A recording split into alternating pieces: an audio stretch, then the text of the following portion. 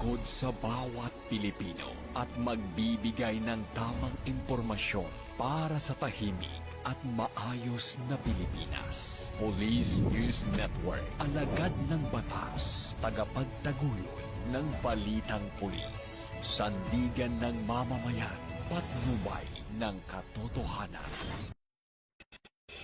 La Campo Crame, maghahatid ng pinakahuling kaganapan at nagbabagang balita. Ito ang PNN Police News Network. At ngayon, ang inyong mga tagapagbalita. Magandang araw, bagong Pilipinas. Ako ang inyong alagad ng batas, tagataguyod ng Balitang Pulis, Patrolman Don Brosas. Maghahatid ng tamang balita, kwento ng pulis, at serbisyo para sa mamamayan, at ito ang PNP News Online. Ang pangunahing balita ng Police News Network. Alagad ng batas, tagataguyod ng Balitang Pulis.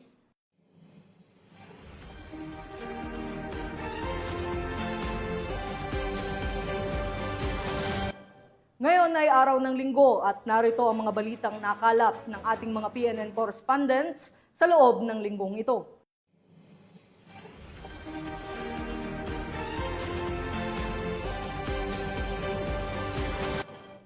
Bilang tugon sa direktiba ng bagong talagang Chief PNP na si Police General Nicolas Torre III sa pagpapaigting ng kampanya kontra iligal na droga, tuloy-tuloy ang operasyon ng pambansang pulisya. Kaya naman, 2 sospek kabilang ang top 10 city high-value individual target ang nailagay sa kamay ng batas matapos mahuli sa isinagawang buy-bust operation sa Davao City. Patrolwoman Sheena May Ilagan, ibalita mo. Matagumpay na aresto ng mga operatiba ng MAA Police Station ang 2 individual sa isang isinagawang buy-bust operation sa Proc 1-B Lower Dampa, Barangay Magtuod, Davao City, nito lamang Mayo 31 taong kasalukuyan. Ayon kay Police Major Philip Dave Odin, officer in charge ng MAA Police Station, ang mga sospek ay kinilala sa mga alias sa Maite, isang 21 anyos na driver na isang top 10 city high-value individual, at alias Junjun, isang 27 anyos na construction worker.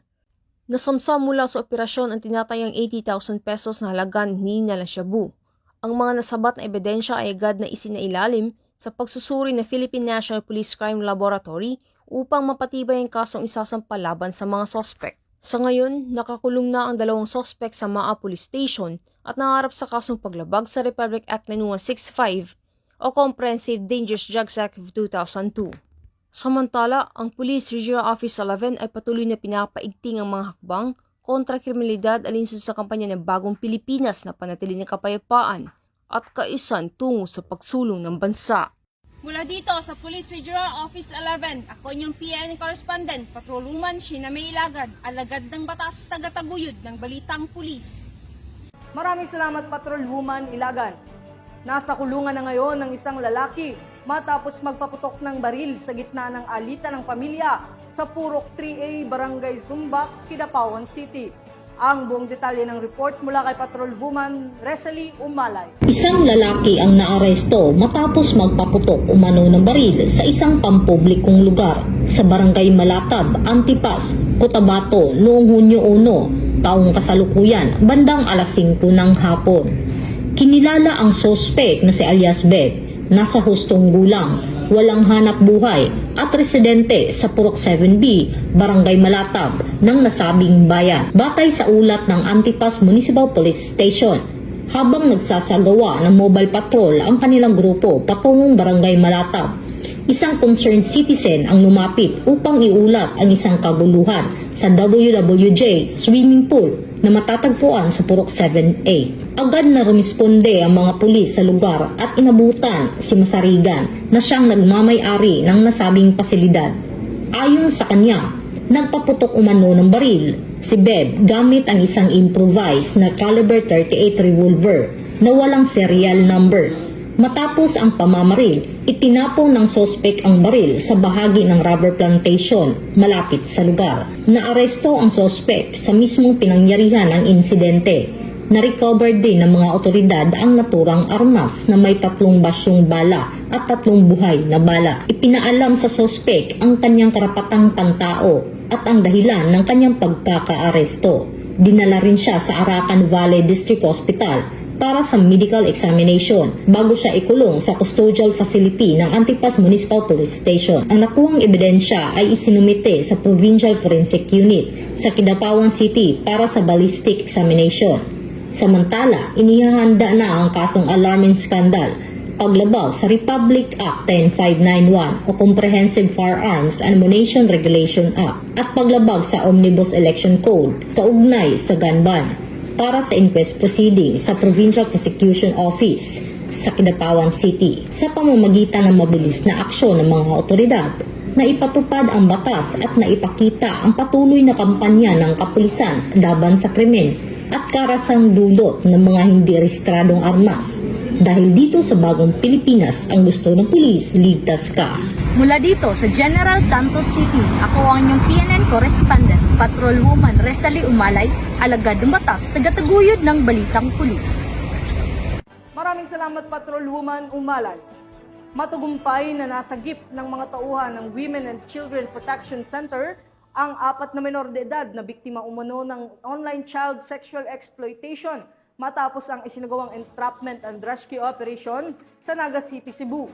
Alamin ang detalye ng report mula kay Patrolwoman Sana Rose Luna. Huli sa bisa ng warrant to search, seize and examine computer data o WSSECD ang suspect na ina mismo ng 3 sa 4 na biktimang menor de edad na nasagip sa isinagawang entrapment and rescue operation ng mga tauhan ng Women and Children Protection Center o WCPC sa Naga City, Cebu nitong nakaraang linggo ng Huwebes. Ang suspect ay nagbebenta ng malalaswang larawan at videos online ng mga nasabing biktima kapalit ng pera.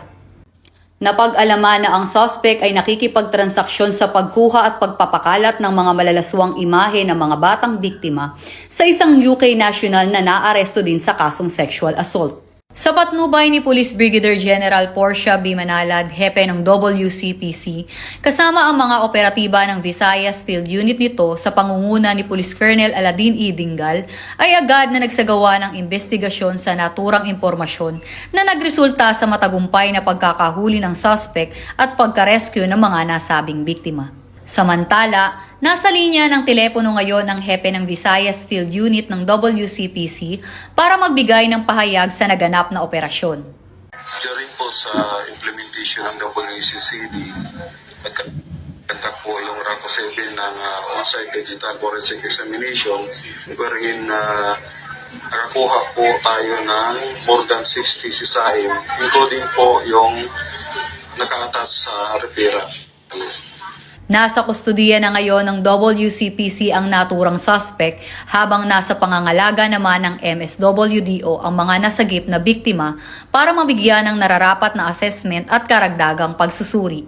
Huwag magatubiling magsumbong sa tanggapan ng WCPC kaugnay ng ganitong aktibidad gaya ng online sexual abuse and exploitation of children na may kaparusahang habang buhay na pagkakabilanggo. At kung may nais kayong isumbong kay Aling Pulis, maaari kayong tumawag o mag-chat sa aming WCPC helpline. Mula sa PNP Women and Children Protection Center, ako ang inyong PNN correspondent Patrolwoman Sana Rose Luna, alagad ng batas, tagataguyod ng Balitang Pulis. Maraming salamat, Patrolwoman Luna. Nasa kote ng mga operatiba ng Iloilo City PNP ang 3 drug suspect sa isang matagumpay na anti-illegal drug operation na nagresulta sa pagkakasamsam ng tinatayang 1.4 milyong pisong halaga ng shabu. Ang report mula kay Patrolwoman Ledilyn Bansagon. Isa na namang matagumpay na operasyon kontra illegal na droga ang isinagawa ng Iloilo City Drug Enforcement Unit, katuwang ng Iloilo City Police Station 1, na kung saan 3 hinihinlaang nagbebenta ng illegal na droga ang naaresto at 1.36 milyon na halaga ng hinilaang shabu ang nakumpiska. Naganap ang nasabing operasyon pasado alas 12 ng tanghali sa Barangay Muli, Lune City proper, Iloilo City, ika-1 ng Hunyo taong kasalukuyan. Kinilala ni Police Lieutenant Romelo Tabuyok, OIC ng Iloilo City Police Station 1 ng mga suspect na si alias Totong, 46 na taong gulang, alias Totong Libat, 44 na taong gulang, may asawa, kapwa residente ng Barangay Muli, Lune, at alias Panoy, 36 na taong gulang na may asawa, residente ng Barangay Tabunak, San Enrique, Iloilo. Ayon sa mga otoridad, Ang tatlong suspect ay kabilang sa listahan ng mga high-valued individuals na minamanmanan dahil sa kanilang pagkakasangkot sa iligal na droga. Na-recover sa mga suspect ang 6 na plastic sachet at 4 na knot-tied plastic sachet na naglalaman ng inilaang shabu, kasama ang buy-bust money at iba pang ebidensya. Pinuri ni Police Colonel Kim P. Ligada, hepe ng Iloilo City Police Office, ang mahusay na koordinasyon at tagumpay ng isinagawang operasyon. Sa ngayon ay nasa kustudiya na ng pulisya ang mga suspect at mahaharap sa kasong paglabag sa Republic Act 9165 o ang Comprehensive Dangerous Drugs Act of 2002. Patuloy naman ang paalala ng kapulisan sa publiko na makipagtulungan sa mga otoridad upang tuluyang masugpo ang iligal na droga sa lungsod.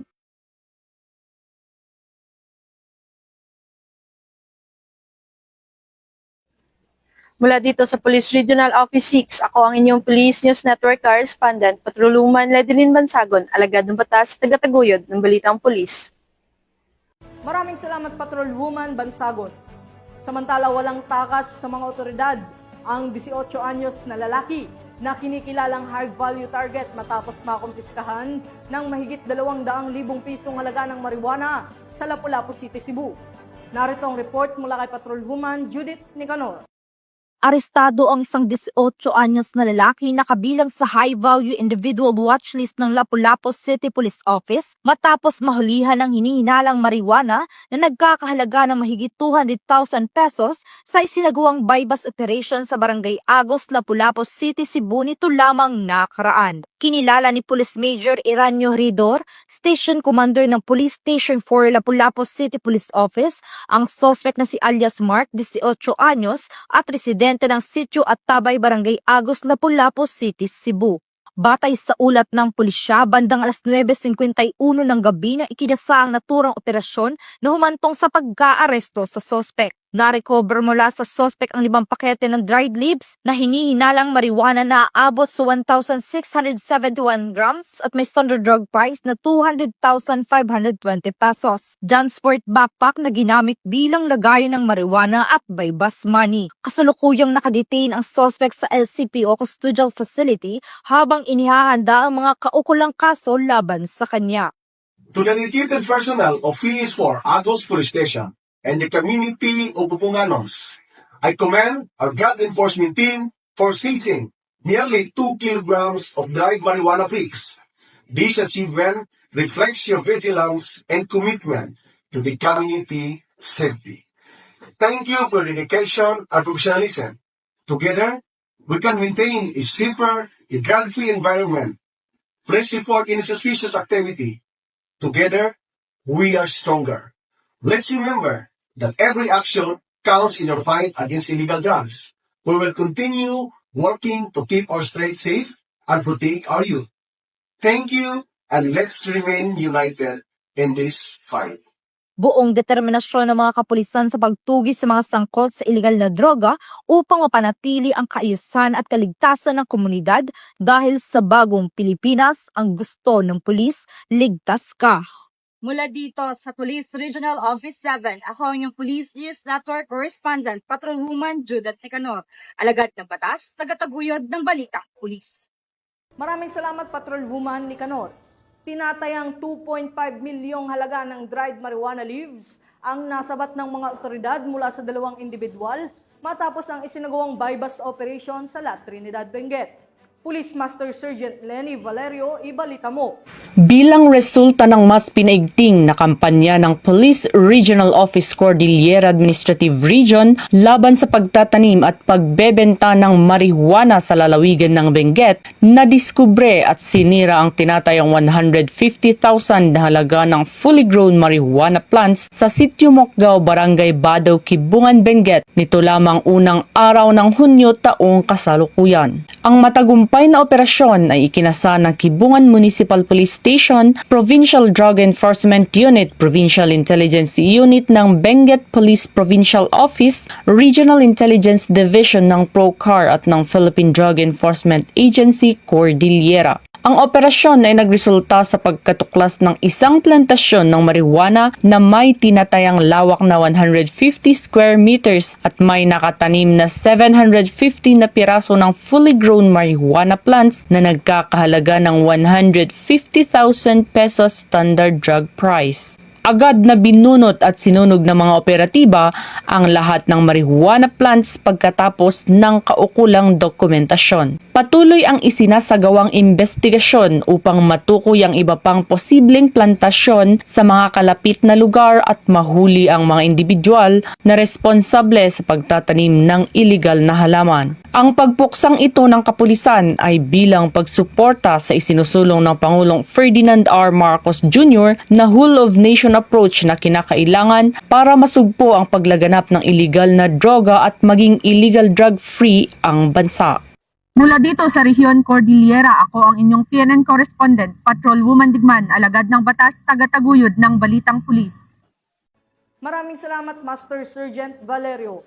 Arestado ang isang lalaki na sangkot umano sa kasong carnapping matapos ang isinugong operasyon ng PNP Highway Patrol Group sa Calapan City, Oriental, Mindoro. Alamin ang detalye ng balita mula kay Police Corporal Adelord Yaros.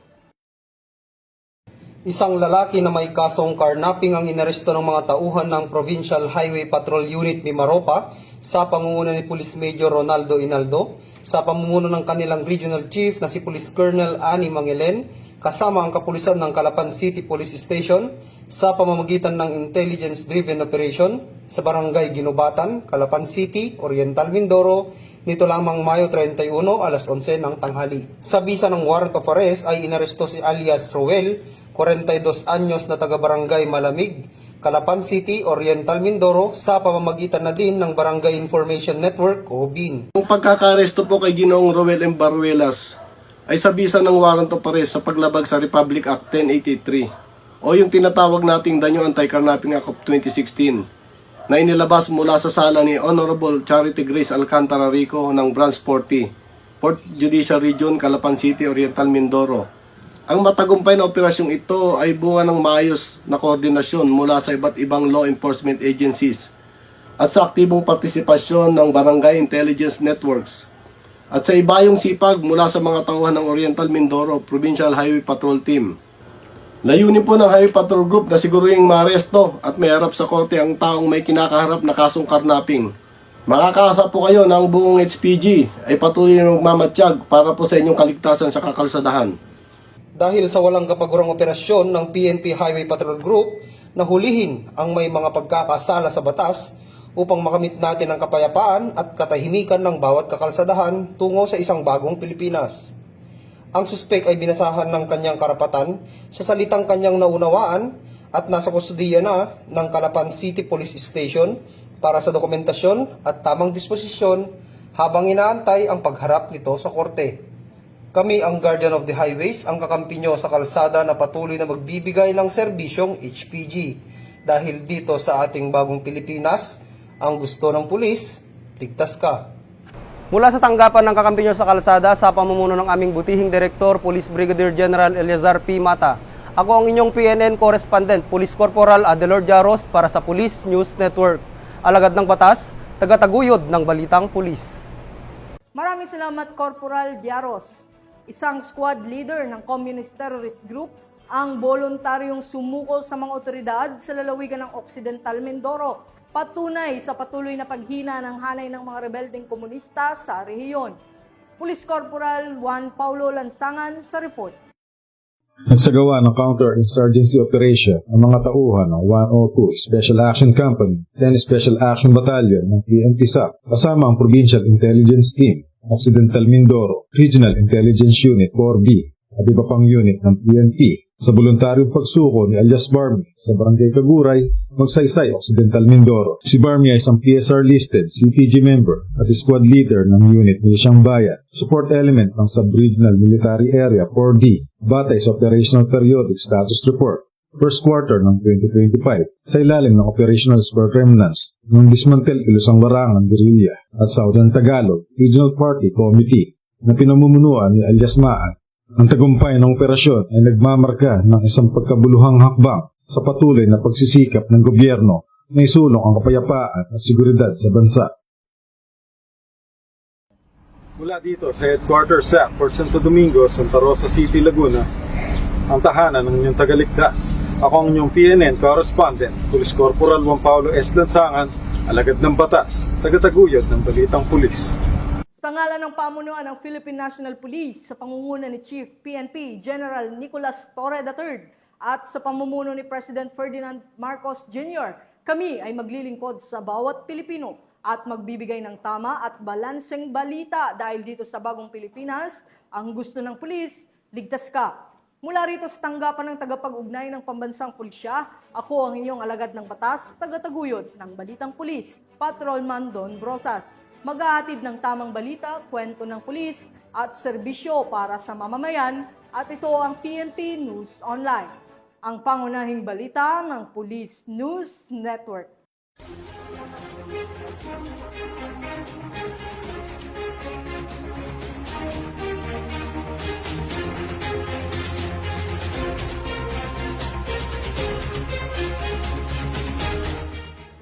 Police News Network, alagad ng batas, tagapagtaguyod ng balitang pulis.